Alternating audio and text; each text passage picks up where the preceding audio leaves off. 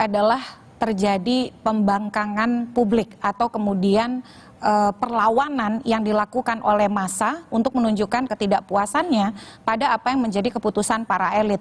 Kan seharusnya pasca pemilu kita melanjutkan rencana pembangunan, program pelayanan publik, dan merealisasikan berbagai perencanaan yang sudah dilakukan untuk mencapai sebesar-besarnya kesejahteraan rakyat.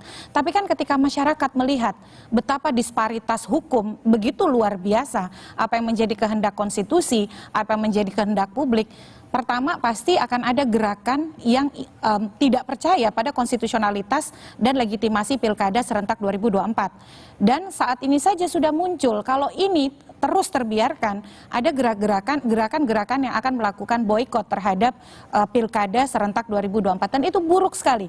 Buruk bagi pemerintahan Jokowi yang akan mengakhiri periode keduanya. Yang kedua juga buruk bagi kepemimpinan yang baru, yang mestinya pilkada serentak ini adalah agenda politik terbesar yang akan dikelola oleh Presiden Prabowo ketika selesai dilantik 20 Oktober. Yang paling mengkhawatirkan adalah ketika publik, masyarakat itu sudah mengabaikan hukum, sudah tidak peduli lagi pada proses ketatanegaraan kita, maka ketatanegaraan kita akan amburadul, akan kacau balau. Akan kacau balau. Bung Hendarsan, jadi kalau memenai tes konstitusi putusan MK final dan mengikat dalam perspektif Anda seperti apa sih? Jadi saya gini aja, ini kan closing statement ya. Ya.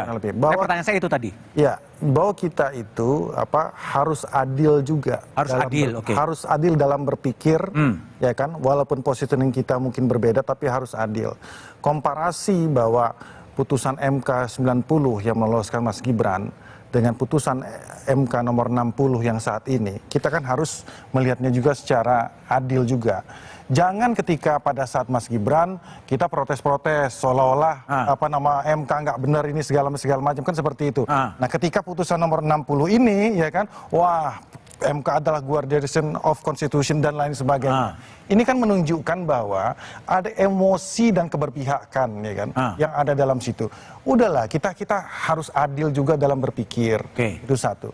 Kan kalau saya juga mau melihatnya dari sisi yang lain seperti tadi, saya cuma mention satu aja kok. Kenapa sih harus ada tendensi dalam pertimbangan hukumnya bahwa MK ini memberikan putusan ini supaya tidak terjadi perawanan atau calon tunggal atau dengan lawan kota kosong seperti itu, ya kan. Padahal itu juga belum tentu terjadi. Jadi hal tersebut untuk mengantisipasi hal tersebut yang sebenarnya itu bukan tugas MK. Dan dilakukan di last minute, di injury time. Kalau kita mau komparasi ya, kita komparasi. Udah masuk tahapan pemilu ini loh, ya kan. Bahkan calon independen sudah dilolos, ya kan. Jadi kita harus juga adil gitu loh melihatnya. Ya memang 1, 2, 3, 4 saya sendiri di sini, keempat-empatnya emosi semua ini kan. Saya dikeroyok juga di sini kan. Tapi nggak apa-apa. Artinya apa? Ini merupakan saya juga harus meluruskan bahwa diskusi ini nggak boleh juga satu arah. Masyarakat juga nggak boleh terprovokasi, ya. Dan juga yang ribut-ribut ini kan ya yang elit-elit aja sebenarnya. Elit-elit ya? Saya ini 2019 turun ke jalan loh. Iya kan? Saya tahu itu kalau mau dengan Bang Iqbal ini nih, kita kan dulu kan itu udah memang sampai ke bawah memang gejolak itu. Kalau ini enggak, ini cuma sampai di tataran diskusi akademik kita aja seperti baik. Tapi jangan diprovokasi lah. Jangan diprovokasi. Itu aja. Baik. Jadi kami juga mengundang balik, tapi nggak ada yang datang. Bung Said Iqbal. Jadi apa sikap Anda setelah kemudian MK kemudian diedit oleh oleh Balik, dikangkangi oleh Balik? Terus mau ngapain Partai Buruh? Demo. Iya. Demo di mana? Di DPR lah. Hah? Di DPR. Besok kita demo. Lusa kita demo. Masih enggak kita demo. Kalau perlu dudukin KPU, bikin KPKPU. Udah. Kadang-kadang kita kehilangan akal sehat ketika rasa keadilan itu kita percaya kepada MK tadi Pak Maru bilang adalah jalan di mana kita percaya inilah kita menguji sebuah konstitusi itu benar atau tidak. Jadi nggak bisa ini boleh ini tidak. Ya udah keputusan ya keputusan gitu loh. Jadi oleh karena itu akal sehat hilang ya digunakanlah cara-cara yang dibenarkan juga oleh konstitusi. Demo kan boleh.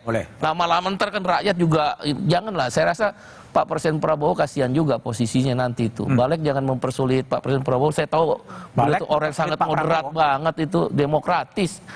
Jangan mempersulit keadaan. Padahal waktu tinggal sedikit. Makanya kalau kamu berani, ngapain sih takut dengan putusan MK?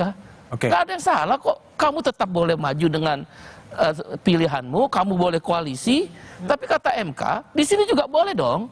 Kalau kamu boleh berkoalisi, kamu punya uang, kamu punya sumber daya, kamu punya kekuasaan, kata si MK, ya di sini juga yang misal kayak calon kami Hanok nggak punya uang, gara-gara nggak punya uang dia nggak bisa cari partner partai koalisi. Padahal orang baik, kepala suku di Paniai sana. Misal yang di Membramo. Mereka jadi sekarang bisa maju sendiri.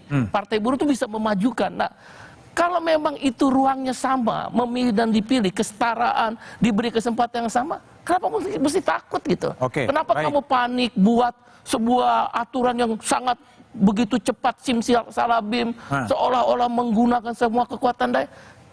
Ada apa sih? Itu sebenarnya mereka cepat sadarlah, cepat bertobatlah, taubatan nasuha. Baik. Cepat tobat. Bibip, ini elit hanya di Twitter, Instagram, TikTok nggak akan turun ke bawah. Itu kan hanya darurat, terus kan cuma selesai di diskusi, selesai di media sosial. Elit itu kan persepsi kita dari diskusi yang terjadi. Tapi sebenarnya percayalah, warga itu merasakan loh. Bahwa ini ada yang salah. Jadi kita itu dalam melihat hukum tata negara, melihat ilmu politik, melihat kekuasaan, ukurannya harus warga ini dapat apa, haknya dipenuhi atau tidak. Nah, jadi putusan MK ini kalau kita ukur dari apakah warga bisa dipenuhi dengan lebih baik hak-haknya, progresif. Itu. Jadi apakah percakapan ini akan terjadi perlawanan yang lebih masif kalau besok paripurna DPR kemudian betul-betul ya udah MK ya. Iya, bisa terjadi krisis konstitusional menurut saya. Krisis konstitusional? Ini krisis konstitusi loh, karena ini kita serba mentok ya. Saya sendiri nih ya sebagai orang hukum, itu merasa kesulitan. Karena semua yang dibolak-balik, yang digunakan untuk melegitimasi kekuasaan adalah produk hukum, persis seperti yang sekarang ini tengah dilakukan. Jadi gini, kita boleh tidak setuju dengan putusan MK. Nggak kurang saya kritik Pak Maru berapa kali. Tapi caranya bukan dengan DPR membalikannya kembali. Silakan kalau nggak setuju, kritik secara akademik dan ajukan lagi permohonan. Mau dikoreksi, MK akan mengoreksi sendiri. Tapi tidak boleh dikoreksi oleh lembaga legislatif. Nah, ini yang salah sekali dan yang bikin muncul kemarahan sebenarnya adalah kita ini ya boleh disebut elit boleh, tapi kan intinya kami ini yang nggak punya kekuasaan. Yang di DPR sana yang punya kekuasaan, yang punya palu. Nah, kami itu dianggap seperti bodoh semua gitu loh. Kayak seenak-enaknya diputer-puter dan akal sehat kita diputar balikan. Misalnya pendaftaran calon, jelas-jelas pendaftaran calon. Kenapa ini jadi pelantikan? Itu kan logika dasar ya, nggak usah belajar hukum 4 tahun tuh udah tahu itu salah. Tapi kan yang malah dipilih, putusan MA aja deh, jangan putusan MK. Itu kan seperti menganggap kita semua warga ini bodoh-bodoh. Itu yang bikin sakit hati dan bikin banyak orang yang marah. Makanya muncul di Twitter, di segala macam media sosial dan mungkin akan turun ke jalan. Oke, baik Pak Maru. Prediksi Bibip bisa mengarah kepada krisis konstitusi. Mungkin terjadi. Saya kira sudah menjelang-jelang sebenarnya krisis konstitusi ini. Terutama kalau kita melihat bahwa setiap pejabat negara itu sebelum dia melakukan tugasnya bersumpah menjunjung tinggi undang-undang dasar dengan seluruh-seluruhnya. Tetapi ketika terjadi misalnya apa yang dikatakan perbedaan perlakuan yang disebutkan oleh Pak Endar tadi, melihat nomor 90 dia dianggap berbeda dengan putusan nomor 60 sekarang, itu tentu berbeda kalau memang kasusnya berbeda, tetapi ukurannya harus sama, yaitu di konstitusi. Kalau ada misalnya suatu sikap hendak menyampingkan apa yang dikatakan prinsip demokrasi, maka tugas MK harus mengembalikan demokrasi itu kalau itu tersumbat di aturan-aturan, dan itulah menjadi tugasnya. Dan kalau mereka yang sudah menjabat dan menduduki jabatan itu melakukan sumpahnya, dia juga harus setia terhadap sumpah itu, termasuk tadi bahwa Undang-Undang Dasar 45 adalah hukum yang tertinggi yang harus dipatuhi. Jangan misalnya kita hanya melihat rakyat di pengadilan, kalau menjadi saksi disumpah, kalau salah sumpahnya, dia menjelaskan tidak benar, diancam atau dihukum 7 tahun atau 9 tahun penjara. Tetapi pejabat negara tidak ada sanksinya, Pak. Oleh karena itulah yang kita katakan akan muncul nanti krisis konstitusi. Siapa yang menghukum mereka yang melanggar sumpah jabatan, itu menjadi persoalan besar di dalam sistem kenegaraan kita.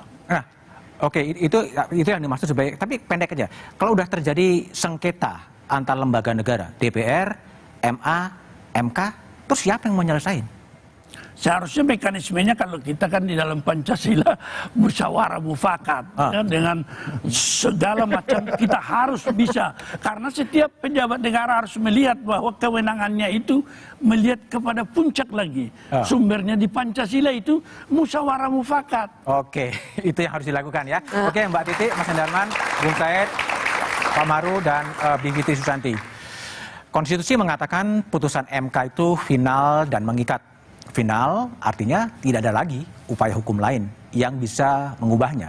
Satcipto Rarjo pernah mengatakan bahwa putusan 9 hakim konstitusi ibarat idu geni atau ludah api. Kita bisa saja tidak suka dengan putusan MK, tapi konstitusi memerintahkan kita harus taat dan menghormatinya. Jika konstitusi dikangkangi, bayangan runtuhnya negara hukum sudah di depan mata.